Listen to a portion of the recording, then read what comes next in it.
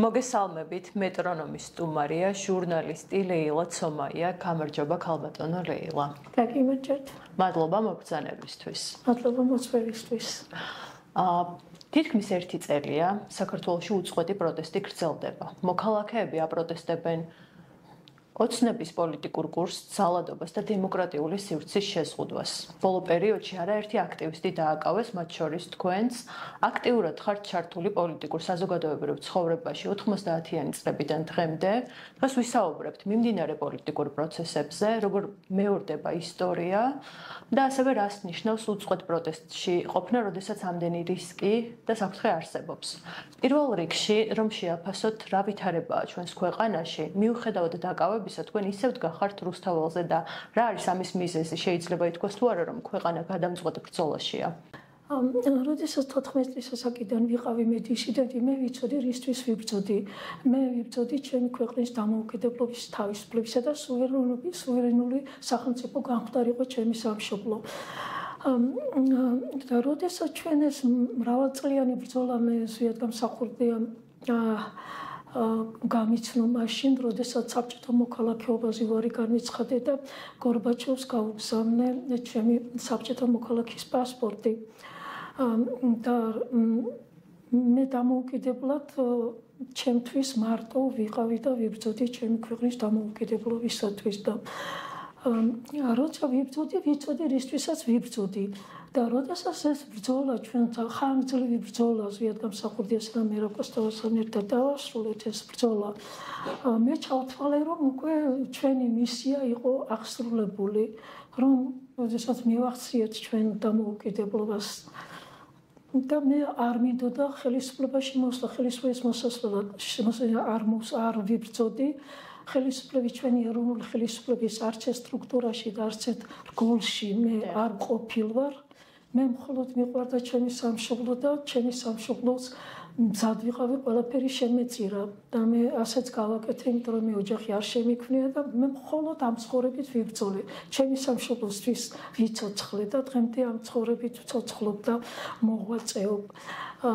და აღმოჩნდა რომ მაშინვე როგორც კი ეროვნული ხელისუფლება მოვიდა 87% არჩეული ეროვნული ხელისუფლება, როდესაც მოვიდა ხელისუფლების სათავეში ნამდვილად დემოკრატიული არჩევნებით 90 წლის 28 ოქტომბერს მე ჩავთვალე რომ დასრულებული არის ჩვენი მისია და მე შემეძლო ჩემ საქმიანობას, მწერლობას დავბრუნებოდი. და ასეც მოვიქეცი, ჩაუჭიქი ამ ბრძოლას, ამ საქმიანობას, მაგრამ დაიწყო ძალიან მალე უკვე ისეთი პროცესები, რომელსაც ჩვენ არც მზად ვიყავით და ნამდვილად არ მოველოდით. ეხლა ჩვენ უშვებდით იმას, რომ იქნებოდა ოპოზიცია, ამას რა თქმა უნდა უშვებდით, გაჩნდებოდა ამ მასშტაბის დაპირისპირება და ეს სისხლის მაგრამ ეს რომ შეიარაღებული ოპოზიცია იქნებოდა, ამას ნამდვილად ვერ წარმოვიდგენდით. გესმის მიუხედავად იმისა, რომ ჩვენ მქონდა ინფორმაცია და ჩვენ ძალიან სერიოზულად მუშაობდით რისკებზე, შემდგომ რისკებზე სერიოზულად მუშაობდით და გათვლილი ქონდა ყველაფერი. მიუხედავად იმისა, რომ ვიცოდით, რომ იყო 400,000-მდე კომუნისტი, რომ მათ შორის 98% იყო მოსკოვის კგბ-სთან საიდუმლო თანამშრომელი და განსაკუთრებით წითელი ინტელიგენცია, ის ინტელიგენცია, რომელიც შექმნა საბჭოთა ხელისუფლებამ, შექმნეს დიდ ავტორიტეტებად, ძალიან დიდ ავტორიტეტებად და ეს ავტორიტეტები დაპირისპირეს ჩვენ ვის რომლებსაც ქონდა ძალიან სუფთა წარსული და სუფთა გული, სუფთა ხელები. ჩვენ ხო არაფერი არ გვინდოდა, თვითონ ზვიად გამსახურდიასაც კი თქვენ წარმოიდგინეთ, არ უნდოდა პრეზიდენტობა. ზვიად გამსახურდიან პრეზიდენტობა შესთავაზა პირველ ნომრად სიაში ჩასმა აკაკი ბაქრაძეს, ნოდარ ნათაძეს. და გამყრელიძეს, თამაზ გამყრელიძესაც შესთავაზა პირველ ნომრად. ეს ნიშნავდა იმას, რომ ისინი უნდა გამხდარიყვნენ პრეზიდენტები. მაგრამ ჩვენ უარი მივიღეთ პრეზიდენტმა პრეზიდენტი არ იყო მაშინ უზენაეს საბჭოს თავმჯდომარე ზვიადგამსახურდიამ უარი მიიღო მათგან ცოტა დავიბენით შემდგომ მეორე შეთავაზება თვითონ აკაკი ბაქრაძისათვის თვითონ ზვიადი ესტუმრა თავისი თანხლები პირები წყნეთში აკაკი ბაქრაძეს და უკვე მეორედ შესთავაზა პრეზიდენტობა აკაკი ბაქრაძეს ძალიან ისეთი ხელვარება ეთყობოდა ზვიადთან შეხვედრის დროს რომ იცით ჩვენ ვიგრძენით რომ მას ის არ იყო თავისუფალი თავის პასუხებში და გაჩნდა ახალი აზრი და ძიმე შეკითხვა ჩვენში მაგრამ ჩვენ ეს არ გაგვიხმოვანებია ამაზე ხმამაღლა არასოდეს გვითქვამს თუმცა ჩემს ისტორიულ მონოგრაფიაში პრეზიდენტ ზვიადგამსახურდიას ხელისუფლების დამხობა იქ არის ყველაფერი დეტალურად აღწერილი რა მოხდა და ვინ იყვნენ ეს პიროვნებები და რეალურად რას წარმოადგენდნენ რომ ეს იყო საბჭოთა იდეოლოგიის და პროპაგანდის მიერ შექმნილი რა თქმა უნდა ძალიან ნიჭიერი ძალიან განათლებულები ინტელიგენცია რომელსაც ზვიადმა თვითონ შემდგომ უწოდა წითელი ინტელიგენცია და ამაში არაფერი იყო გადაჭარბებული იმიტომ რომ ჩვენ ამ ფაქტისა და მოვლენის წინაშე დავდექით თუმცა რაღაც პროცენტი ჩვენც ქონდა ეჭვი მაგრამ რადგან ესენი არსებობდნენ ვინ თუ არა შეგვეთავაზებინა საქართველოს მოსახლეობისათვის ის პიროვნებები რომლებსაც ისინი იცნობდნენ და პატივს სცემდნენ და მათში არ იყო კითხვები ისინი რა შუაში იყო საქართველოს მოსახლეობა ხო ისინი ენდობოდნენ და ავტორიტეტებად მიიჩნევდნენ ამ პიროვნებებს და ჩვენ შევთავაზეთ საქართველოს მოსახლეობას ეს ავტორიტეტები რომლებსაც უარი თქვეს უზენაეს საბჭოს სიაში მოხვედრაზე და მithumetes პრეზიდენტის პოსტის დაკავებაზე უარი განაცხადეს და რამაც ჩვენზე ძალიან დიდი გავლენა იქონია და მე ჩვენ უფრო სერიოზულად დავიწყეთ უკვე ფიქრი იმაზე მოსალოდნელი მაშინე გაჩნდა რა თქმა უნდა მოსალოდნელი აუცილებლობები დადგა ჩვენს წინაშე და ჩვენ ძალიან საღი გონებით შევხედეთ ამას მაგრამ ჩვენ რა შეიძლებოდა იმ ვითარებაში გაგვეკეთებინა ვერაფერს ვერ გავაკეთებ, ვერაფერს ვერ შევცვლიდით. ერთადერთი ის იყო, რომ ის პოზიცია იყო, რომ ჩვენ მტკიცედ გავრიყავით ჩვენს პოზიციაზე და რომ საქართველოს დამოუკიდებლობა და თავისუფლება ეს უნდა როგორც აქსიომა უნდა მიღწეულ ყოფილიყო. და ჩვენ მთლიანად ამაზე გადავერთეთ შემდგომ. თუმცა უკვე სანდო ადამიანების რაოდენობა იმდენად მცირე აღმოჩნდა უკვე ეს ჩვენ ამის მოწმენი გავხდით, უკვე ხილული მოწმენი გავხდით. კიდე მინდა დავაზუსტო, რომ ეჭვები გვქონდა, მაგრამ ჩვენ სულ გვაბრალებდნენ, რომ აი ეჭვიანები არიან და ყველას კგბ-ს აგენტს ეძახიან და ამას და ამ დროს არავისთვის არ ვიწოდებია კგბ-ს აგენტი გარდა დოკუმენტური წყაროებისა, რომელიც არსებობდა, რომელიც მიეწოდეს ზვიადგამსახურდიას მიეწოდეს უკვე ხელისუფლებაში ყოფნის დროს იმ ორგანიზაციებმა, რომლებსაც ევალებოდა ამის მოწოდება და ზვიად იყო გაოგნებული. აი სიაში იყო ის რაოდენობა, რაოდენობა მისი ახლო გარემოცვის წევრები. რა ბრძანეთ? მისი ახლო გარემოცვის წევრები. ახლო გარემოცვა, რა თქმა უნდა და ის ინტელიგენცია, რომელიც მასთან იყო ძალიან ახლო და მჭიდრო კავშირში, როდესაც დისიდენტურ მოღვაწეობას ეწეოდა ზვიადგამსახურდია, როდესაც შიმშილობდა ხოლმე საპროტესტო შიმშილობები გამოიარა და ესენი კიდე ძალიან აქტიურად იყვნენ მასთან სოლიდარული საპროტესტო შიმშილობების დროს. აი ეს ადამიანები უცებ გაქრნენ მისგან და მიიმალნენ და ეს ფსიქოლოგიურად მძიმე გადასატანი იყო, მაგრამ ეს არაფერი ამას ჩვენ გაუძლებდით, მაგრამ დგებოდა რა თქმა უნდა უკვე კრიზისული პერიოდი. კრიზისი, პოლიტიკური კრიზისი დგებოდა უკვე საქართველოში და როგორც კი ზვიადგამსახურდიას ხელისუფლების უზენაეს საბჭოს არჩევა მოხდა, აი მეორე დღეს, ზუსტად მეორე დღეს ჯაბამ თავის მხედრიანულობით კარავით დასცა უნივერსიტეტის ეზოში, მეორე დღესვე და ოპერის ბაღში. და ჟაბა რომ კარავს დასცემდა ეს უკვე და ამ დროს იარაღები უკვე გაჩნდა იქ მათ ყველას იქ ვინც იყო პირველად 7 იყო მე 11 გახდა და მე მოემატა ემატებოდა და ემატებოდა და ყველა იარაღ ასმული იყო უკვე ღიად და ჩვენ არ ნამდვილად არ ვიყავით ამისათვის მზად, მაგრამ ჩვენი მენტალობა, ჩვენ იმდენად გვიყვარდა და ვაიდეალებდით კიდეს ქართველ ერს და ჩვენ სამშობლოს, რომ ეს იდენტური იყო ჩვენში, სამშობლო და ქართველი ერი და ჩვენ ძალიან გვიმძიმდა მათთან კონფლიქტში შესვლაც კი სიტყვიერ კონფლიქტში, არამსტუ შეიარაღებულში, იმიტომ რომ ჩვენ ის მტერიც გვენანებოდა ჩვენი სახელმწიფოებრივი დამოუკიდებლობის წინააღმდეგ საბჭოთა ხელისუფლებისათვის დასათმობად ისიც კი გვენანებოდა მე ჩემს პროზაულ წიგნში მაქვს ესეთი მოწოდება საზოგადოებისადმი რომ ესე რომ მარჩაკოლონ დამნაშავე გეცოდებოთ დეთ დამნაშავე ეს ნიშნავდა იმას რომ ჩვენ ვალდებული ვიყავით ქრისტიანული და მართლმადიდებლური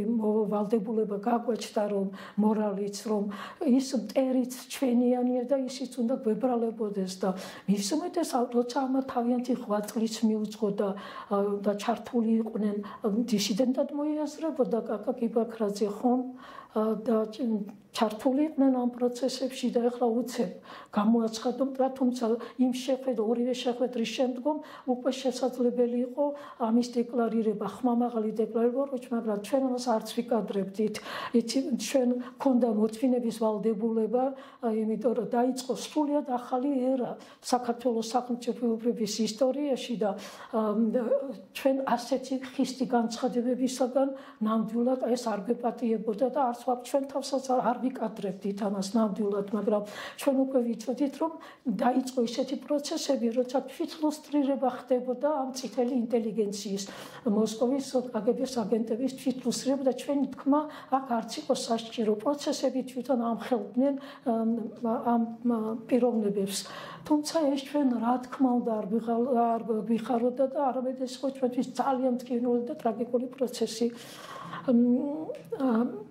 ეს ცოტა ექსკურსი იმიტომ გავაკეთე, მაინც მოგვიწია ჩვენ წარსულზე ლაპარაკი და ეს ისტორიული ექსკურსი იმიტომ გავაკეთე, რომ ჩვენ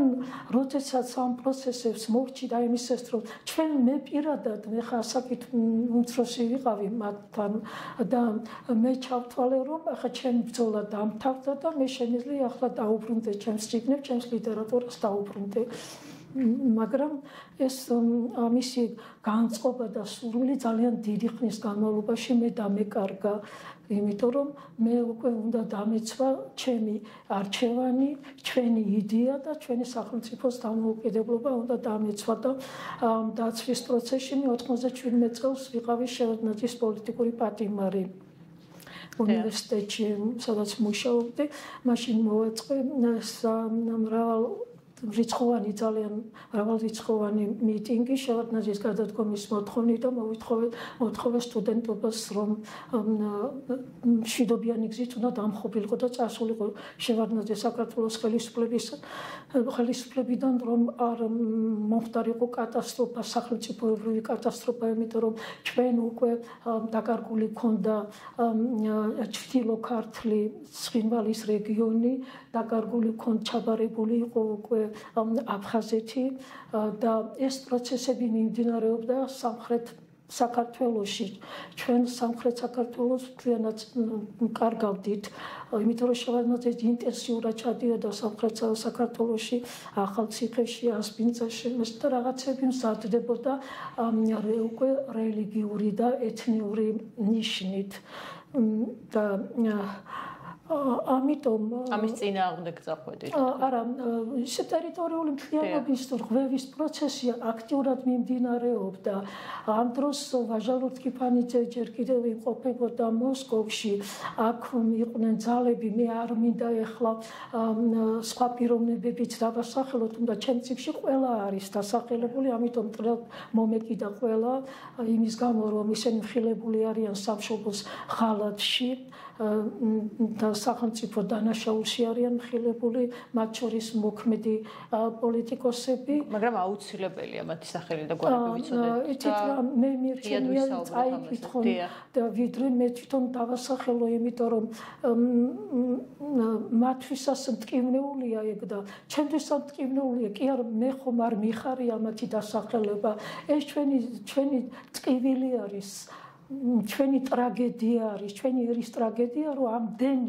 ამდენი შეთქმული, ამდენი მოღალატე ყავს საქართველოს, ყოლია საქართველოს და ისინი არსებობდნენ როგორც მოცემულობა, როგორც სამართლებრივ იურიდიული პირები, ასეთად არსებობდნენ და ჩვენ რა შეგვეძლო, გარდა ხილებისა, მეტი ხო რომ შეგვეჩერებინა და ეს ჩემი წიგნით და ჩემი გამოსვლებით მიტინგებზე და მათი ხილებით მიტინგები იტანს ასეთ დრამებს, მაგრამ ეხლა სტუდიებისთვის ეს ცოტა ძნელად ხომოსასმენია საზოგადოებისათვის, იმიტომ რომ მიტინგებს საზოგადოება ყავს და ტელევიზიებს და ასეთი სტუდიებს სხვა მსმენელები ყავთ და ამიტომ არ მინდა გული ვადგინოთ, თუ დაინტერესდებიან წიგნი შეუძლიათ ნახონ ეროვნულ ბიბლიოთეკაში და სადღაც არის კიდე შემორჩენილი. დღეს რამ გიბიძგათ, რომ ასე აქტიურად იყოთ ჩართული პოლიტიკურ პროცესებში? თქვენ რამ გიბიძგათ? ჩვენ აქტიურ პროცესებში ყოველთვის ვიყავით, ჩვენ საერთოდ მე პირადად აქტიური ვიყავ და დისიდენტები ძალიან აქტიურები ვიყავით ყოველთვის და გაბედულები და დღეს რას ხედავთ? ან დღეს რა არის მთავარი საფრთხე? დღეისათვის იცით რა, ჩვენ როდესაც ვებრძოდით საბჭოთა კავშირს, არა ხო ვებრძოდით რომ ის დაგვემხოი საბჭოთა კავშირი საქართველოში და დავამხეთ კიდეც და ეხლა მოხდა საბჭოთა კავშირის, ესე იგი ხდება რეტროგრადული პროცესები. ივანიშვილის ხელისუფლება აღმოჩნდა რეტროგრადი, რომელიც ფორსირებულად რეგრესისაკენ მიგვაქანებს, პოლიტიკური რეგრესისაკენ, სახელმწიფოებრივი რეგრესისაკენ. ამას როგორ შევეგუებით? მე როგორც გითხარით, ჩემი ყველაფერი შევწირე საქართველოს დამოუკიდებლობის და განა იმისათვის, რომ ისევ საბჭოთა კავშირში დავბრუნდე. ამას ჩემი სიცოცხლით არ დავთმობ, არავითარ შემთხვევაში მე მზადა ვარ შევეცირო ამას, მაგრამ მე დავტოვებ ისეთ საქართველოს, რომელსაც მე ვიბრძოდი.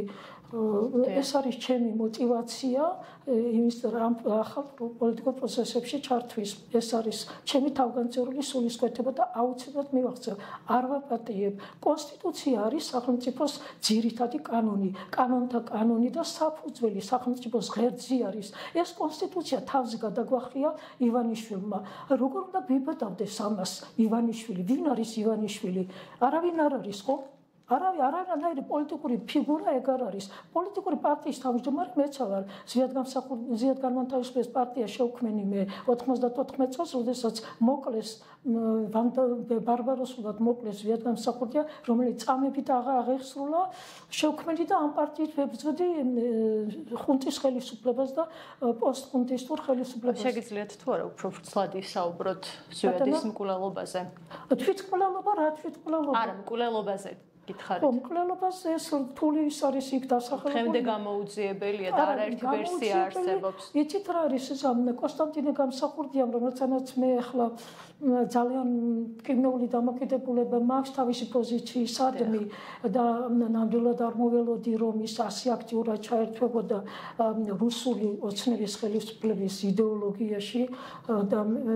ჩემი ერთ-ერთი წერილიც გამოიყენა იმისათვის რომ სააგვისტოს ომთან დაკავშირებით რომელიც მე გამოვაქვეყნე ჩემს გაზეთში, გაზეთ განმანთავისუფლებელში და ეს წერილი გამოიყენა იმისათვის რომ ჩემს მიმართ რაღაც ეჭვები გაჩენილიყო რომ მე გავაკრიტიკე სააკაშვილი აგვისტოს ომთან დაკავშირებით, მაგრამ ეს არ ნიშნავდა იმას, რომ ჯერჯერობით ხელგუზე დაიწერა, იმიტომ რომ მე ძალიან ბევრი პროცესები გამოვლინდა და ჩემს სიმშიც მოხდა ამ წერილის კორექტირება. მაგრამ არ ნიშნავს, რომ თქვენ ქართული მხარე დაადანაშაულეთ. არა, ქართული მხარე არ დამიდანაშაულებია. სააკაშვილზე, იმიტომ რომ სხვა ინტერპრეტაციით გავრცელდა შემდგომ ეს წერილი. არა, იცით რა არის, მე სააკაშვილი დაადანაშაულე იმაში, რომ სააკაშვილმა იცოდა, რომ ცხინვალი ემზადებოდა ომისათვის. ეს იცოდა და სააკაშვილმა მაშინვე ეხლა განგაში და მოუწოდა დასავლეთს და ევროპის ქვეყნებს და საერთაშორისო ორგანიზაციებს, რომ დახმარებოდნენ და მზადყოფილიყვნენ ამისი და აღმოეჩინათ სათანადო დახმარება.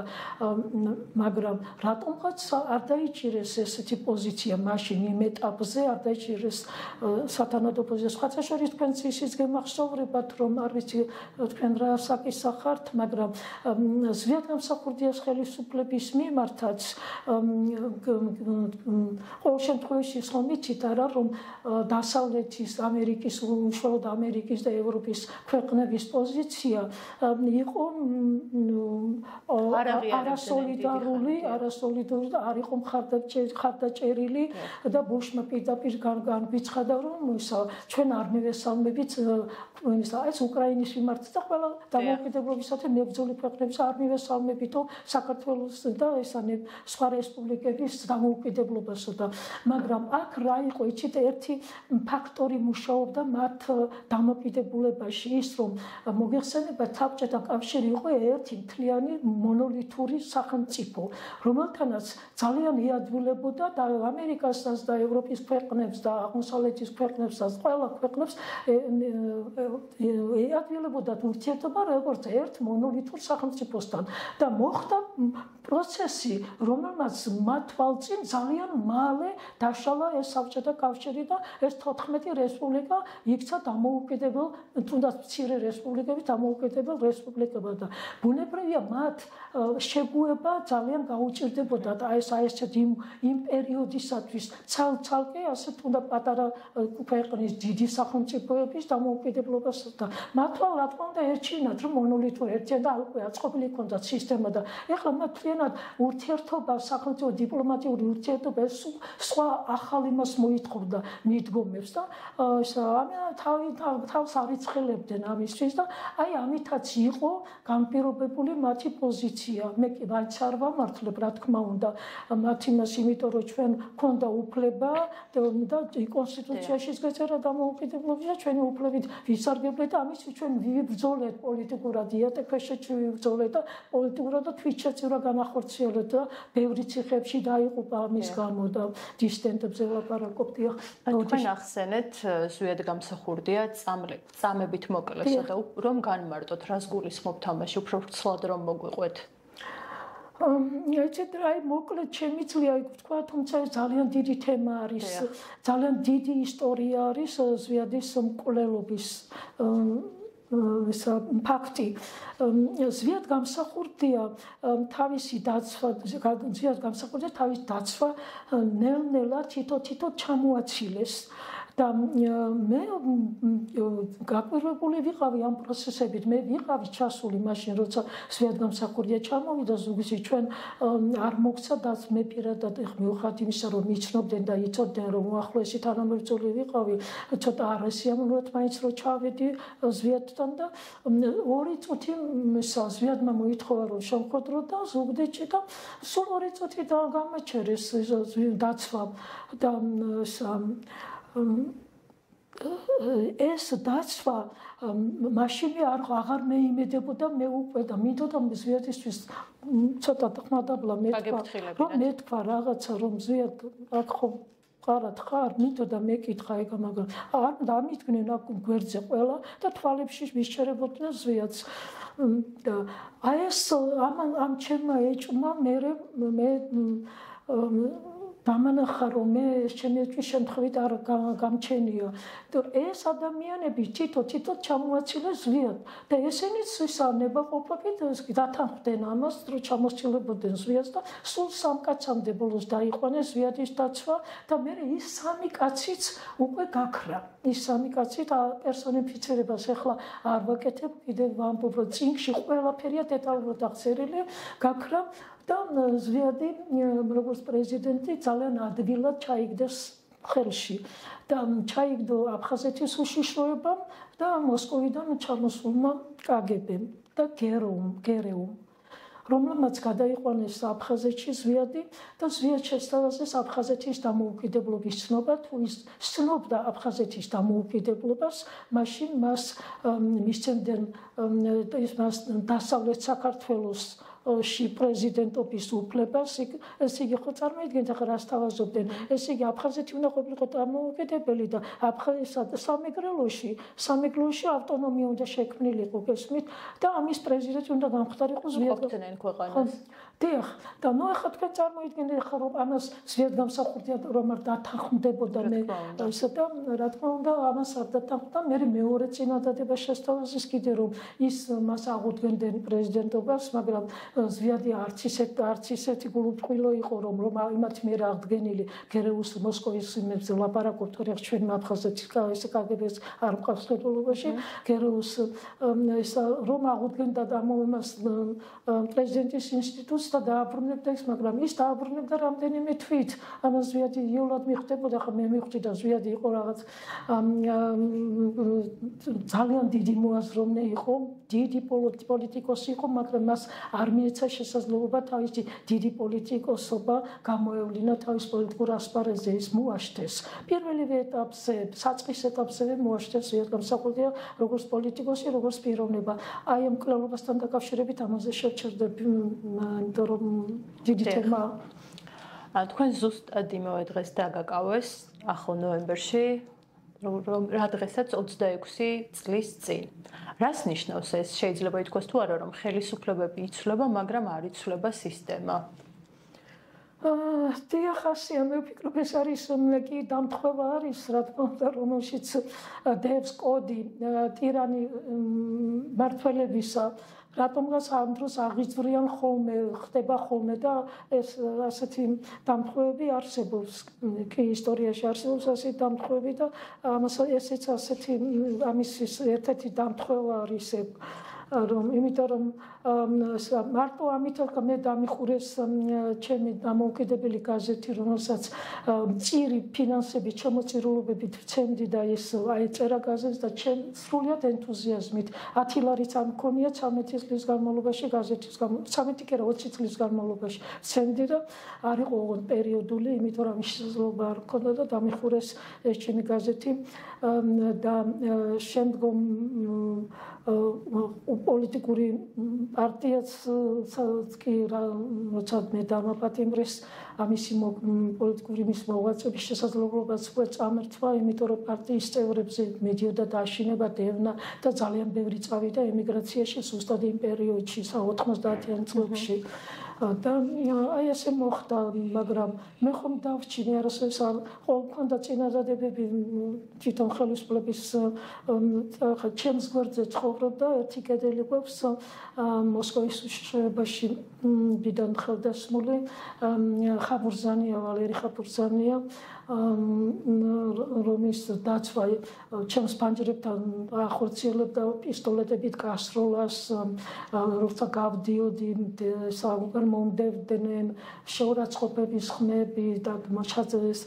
ჩალაპარაკებები და ამაში პირობებში ვცხოვრობდი მე იქ და დღემდე იქ ვცხოვრობ მე არ შემოთავაზეს რომ ესე იგი სხვაგან რადგან კანცელარიასთან ვცხოვრობდი რომ არ უნდათ იმიტომ შევარდნოდი რამდენს გაივლი და იმდენჯერ ვეძახდი ხუნტას და პრობლემებს ვუქმნიდი და შემოთავაზეს გაცილებით უფრო დიდი ფართის ბიუნები სხვაგან ოღონდ იქ იქიდან წავსული სოლოლაკიდან წავსულიყავი და მე მას არ დავთანხმდი და ეს უშიშრებას ეს ხომ არ გამოეპარებოდა მithumetes ვალერი ხაბურზანიას და ამიტომ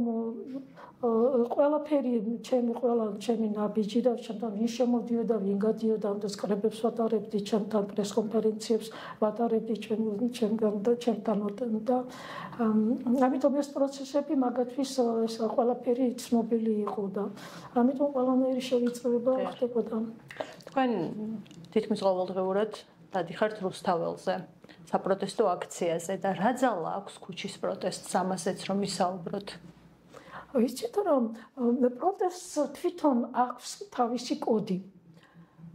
და ენერგია ეს არ არის ბუნებრივი ენერგია, ეს შეძენილი ენერგია არ არის. ეს არის კოდირებული ენერგია,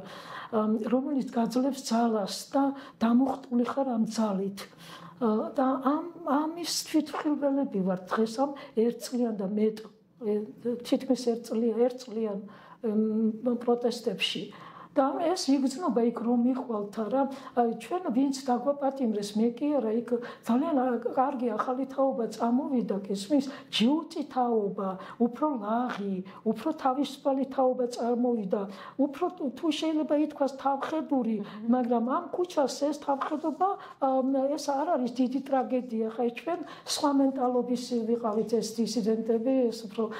შინაგანი კულტურით და ინტელექტით უპირისპირდებოდით და აი ახლა წამოვიდა ისეთი თაობა რომელიც არ ეპუება გესმით და ჯიუტად დგას და უტევს კიდეც გესმის ამ ხელს არაფერს არ თუნდა ცხვირწուն უპრიალებს დროშებს პლაკატებს აი ესეთი თაობა წამოვიდა და ეს იმდენად სასიხარულო არის და იმედის მომცემია და ახლა რო ვიყავ ორჯერ ვიყავი მე დაკავებული და ორჯერვე იმაში საკნებში შევხვდი ახალგაზრდა თაობას რომელმაც გამაკვირვა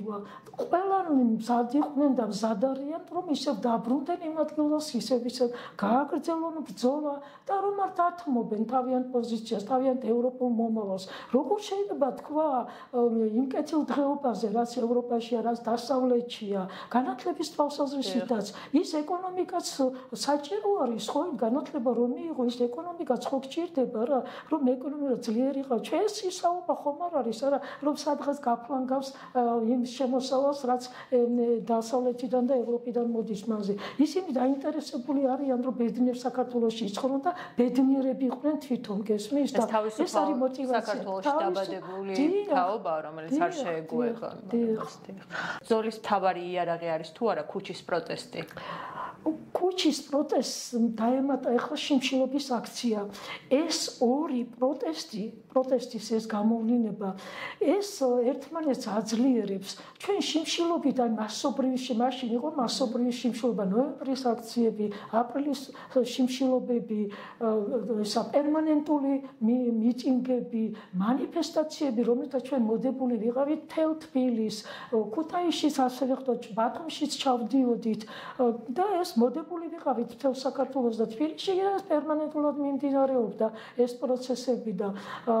ამიტომ ეს არის უმნიშვნელოვანესი ბერკეტი ყველაზე ეფექტური ბრძოლის ყველაზე ეფექტური საშუალება არის და ბერკეტი არის ეს შიმშილობა და დესტაბილიზაცია მშვიდობიანი პოლიტიკური აქციებით რითაც ჩვენ ვაპირებთ რომ გადავტეხოთ ხერხემალში ეს ხელისუფლება იდეოლოგიურად და პროპაგანდისტულად შეუქმნათ ახლა ჩვენ რა თქმა უნდა კი არ გვსიამოვნებს ის რომ თუნდაც ნახევარი საათით ვკეტავთ ქუჩებს მაგრამ აქ მოსახლეობა რა თქმა უნდა ზარალდება ჩვენ ამას განვიცდით ჩვენ თვითონაც განვიცდით მაგრამ ეს თვითონ ხელისუფლება გვაიძულებს ჩვენ რაღაც ფორმები გამოვიყენოთ ისეთი რომელიც შექმნის დესტაბილიზაციის რაღაც მომენტებს და ეს ამ მომენტებს ქმნით ჩვენ იქ და ძალიან მცირედი დროით მოსახლეობა წუხდება მაგრამ და პროტესტი მიმართონ ამ ხელისუფლებას ჩვენ კი ავკეტავთ ივანიშვილი კეტავს ამ პროცესს რუსული ხელისუფლება კეტავს თუნდაც იმ მცირედი დროით ვაიძულებს რომ გადავკეტოთ გესმის და სხვას იმას ჩვენ რას ვიყენებთ ჩვენ სხვას არაფერს არ ვიყენებთ დესტაბილიზაცია ეს შიმშილობის აქცია და მიტინგები უღრმესი მადლობა ქალბატონო რეილა საინტერესო საუბრისთვის მე წარმატებებს და გამარჯვებას გისურვებთ მადლობთ